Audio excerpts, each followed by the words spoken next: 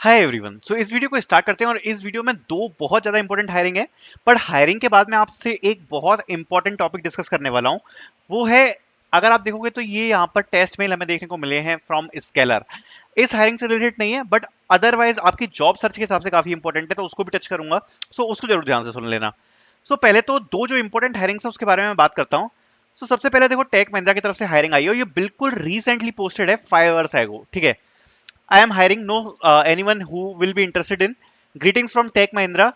We are hiring for technical support. तो technical support का यहाँ पे जॉब रोल है, पे पैकेज भी डिसेंट है।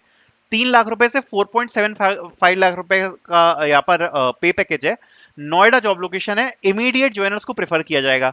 बाकी excellent communication skill, good technical knowledge and excellent voice communication skills, ये सारी स्किल्स वगैरह मांगी है। 5 डेज वर्किंग है।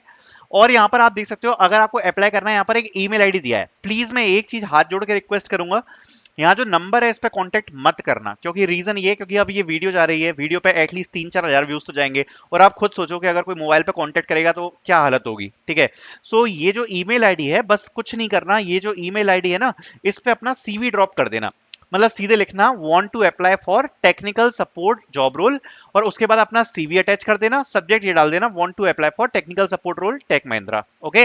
ये वाली जो आपको ईमेल आईडी है, ये ऑफिशियली रिक्रूटर की, ऋषिका की ही आईडी है, तो इस पे आप सीवी को अपलोड कर सकते हो, ठीक है। प्लीज मोबाइल पे कांटेक्ट ना करिएगा, ठीक है। देन ये एक काफी इंपॉर्टेंट हायरिंग हमें देखने को मिल रही है from Tech Mahindra. Then another जो अपॉर्चुनिटी है, that is from Swiggy. They are hiring for product project management intern plus PPO performance based. ऐसी सेम हायरिंग कल मैंने डाली थी फॉर एपीएम, जिसकी आप ये देख सकते हो, स्केलर एपीएम, जिसका रिवर्ट्स भी आए हैं। And this opportunity specifically for 2023-2024 pass out students. Key responsibility: end-to-end project collaboration, client internal team coordination, timely delivery, project planning and monitoring, and project documentation. If this suits you, kindly share your resume on this email ID, amisha@swiz.com। ठीक है। सो 2023-2024 दोनों pass out eligible है। अब जो मैं आपको discussion करने का कह रहा था, उसकी तरफ आगे बढ़ते हैं। अब जैसे मैं आपको एक चीज दिखाता हूँ, कल मैंने ये वाली हायरिंग डाली थी, स्केलर वाली एपीएम इंटर्न रोल। अगर आप इस हायरिंग को देख सकते हो, तो एसोसिएट प्रोडक्ट मैनेजमेंट इंटर्न का जॉब रोल है। द बेस्ट पार्ट इज कि यहाँ पर स्टाइपेंड रहेगा 35,000, और उसके बाद पीपीओ भी दिया जाएगा बेस्ड अपॉन द परफॉर्मेंस। आज इसके लिए अगर आप देखोगे तो यहाँ पर हमें रिवर्ट देखने को मिले हैं, और ये हायरिंग मैंने कल अपलोड करी थी और अब ये एक्सपायर हो चुकी है। अब मेरी बात जरा ध्यान से समझो, ठीक है। ध्यान से समझना मैं क्या कहना चाह रहा हूँ, मेरी मेन बात को समझना। इतने सारे जॉब सीकर्स हैं, ठीक है, इतने सारे जॉब सीकर्स हैं। आप ये मान लो मेरी एवरेज वीडियो पे ही 5,000 व्यूज आ जाते हैं, ठीक है। अब ये मैंने हायरिंग अपलोड करी, ये जो हायरिंग थी ये एक्सपायर हो गई by tomorrow, today morning only, ठीक है, ये एक्सपायर हो गई। अब चलो, काफी बच्चे ऐसे होंगे जिनने शायद इमीडिएट एक्ट नहीं किया होगा, इमीडिएट अप्लाई नहीं किया होगा, या फिर नहीं देख रहे होंगे वीडियो, कभी कभार देख लेते होंगे, कंसिस्टेंसी नहीं है। उसके साथ होगा क्या, जैसे अगर इस टाइप की हायरिंग्स आपसे मिस हो जाती हैं, ठीक है। द प्रॉब्लम इज, अगर आप केवल मास हायरिंग्स का वेट कर रहे हो तो आप एक बहुत बड़े लफड़े में हो। ये चीज मैं अभी क्लियर कर देता हूं। मास हायरिंग्स ज्यादा नहीं आती हैं। अगर आप सोच रहे हो कोई कंपनी आएगी, जैसे अभी टीसीएस आई और भाई 40,000 उठाकर ले गई, ऐसा बार बार नहीं होगा। ये साल में 2-3 हायरिंग्स निकलती हैं भैया, मास हायरिंग। आपको अगर जॉब लेनी है, आपको इसी टाइप की ओपनिंग में ट्राई करना पड़ेगा, जैसे जो अभी स्केलर वाली हायरिंग थी, इसमें 20 to 50 के बीच में कुछ आसपास पोजीशंस होंगी, ठीक है।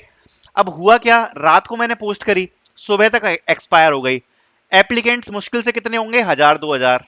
अब अगर आप उन एप्लीकेंट्स में आ गए हो, 1,000-2,000 में आ गए हो, द बेस्ट पार्ट इज कि चलो भैया टेस्ट मेल्स भी आ गए, टेस्ट मेल्स आ गए, और उसके बाद इफ यू परफॉर्म वेल, ठीक है, डेफिनेटली इसकी प्रोसेस जो है बहुत फास्ट होगी। उसके बाद आपकी जो इंटरव्यू प्रोसेस है वो भी स्टार्ट हो जाएगी। और अगर मान लो कि मेरे चैनल से किसी 2-3 बच्चे ने भी अप्लाई करके अगर ऑफर ले लिया, भैया मेरे लिए तो ये बहुत बड़ी अचीवमेंट है। मेरे लिए इसलिए अचीवमेंट है कि एटलीस्ट 2 से 3 बच्चे प्लेस हो गए, क्योंकि मैंने ये हायरिंग डाली। सो आप समझ रहे हो, जो हायरिंग का आंकड़ा है, मेरी बात आप समझो। अगर 10,000 बच्चे हैं, ठीक है, ध्यान से समझना मैं जो बोलने की कोशिश कर रहा हूं। 10,000 बच्चे में अगर आप ये सोच रहे हो कि सारे के सारे बच्चे प्लेस हो जाएंगे, अगर मान लो 10,000 बच्चे देख रहे हैं वीडियोस, ठीक है, कंसिस्टेंटली देख रहे हैं, अब अगर आप समझो कि 10,000 के 10,000 प्लेस हो जाएंगे, नहीं पॉसिबल। एक महीने में कितने प्लेस होंगे, 100-200, 10,000 में से ज्यादा 300।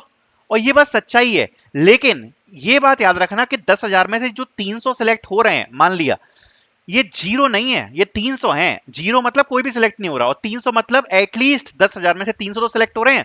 अगर आप मेरा आज ग्रुप उठा के देखोगे तो टेक महिंद्रा में आज कितने सिलेक्शन है, ये मान लो कि ग्रुप में से कम 20 से 30 सिलेक्शन के मेल तो आज ही आ गए हैं। 20 से 30 जिनने मेरे ग्रुप में इन्फॉर्म किया है कि हाँ हमारा सिलेक्शन हो गया है। तो ये छोटा मोटा आंकड़ा नहीं है, क्योंकि आप समझ रहे हो ये बात। ये जो 10,000 है इसमें से ये जो 300 है इसमें ही आपको आना है। और इसमें कैसे आओगे 10,000 में से अगर आपको 300 में आना है? दो चीजें हैं जो मैं सबसे हमेशा कहता हूं। पहली चीज, कांस्टेंट लर्निंग की जरूरत है। डेली आपको अपने आप को इंप्रूव करना पड़ेगा, डेली नई नई चीजें सीखनी पड़ेगी, क्योंकि मार्केट हो चुका है बहुत ज्यादा कॉम्पिटिटिव। ठीक है। दूसरी इंपॉर्टेंट चीज है, देखो मैं आपको ये नहीं कहता कि एक दिन में 100 अप्लाई कर दो, कोई फायदा नहीं है अगर एक दिन में आप 100 जॉब में अप्लाई कर दोगे। मैं कहता हूं एक दिन में मात्र 5 से 10 जॉब्स में अप्लाई करो जो आपको सूटेबल लगती हैं, लेकिन ये कंसिस्टेंट रहना चाहिए। एक दिन में 5 से 10, और ऐसा नहीं है आपने किसी दिन गैप कर दिया। पूरे एक महीने तक, मतलब 30 दिन तक, 60 दिन तक, जब तक आपको जॉब नहीं मिल रही है, आपको कंसिस्टेंट रहना पड़ेगा। अगर आप ये मास हायरिंग के भरोसे हो, देखो मुझे तो कोई फायदा, मेरे को देखो इन चीजों से कोई ज्यादा फर्क पड़ता नहीं है, मेरा तो यूट्यूब चैनल है, चल रहा है, बढ़िया है। जॉब आपको चाहिए, और मैं क्या काम कर रहा हूं, मैं आपको नोटिफिकेशन बताने का काम कर रहा हूं कि भाई ये कंपनी हायर कर रही है।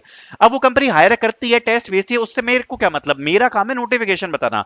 अब मेन चीज यही है कि आप उस संख्या में आ पाए जिन बच्चों का सिलेक्शन हो रहा है। क्योंकि अगर आप ये सोच रहे हो कि 10,000 बच्चे अगर मान लो कंस्टेंट व्यूअर हैं और वो 10,000 के 10,000 प्लेस होंगे, तो ऐसा नहीं है।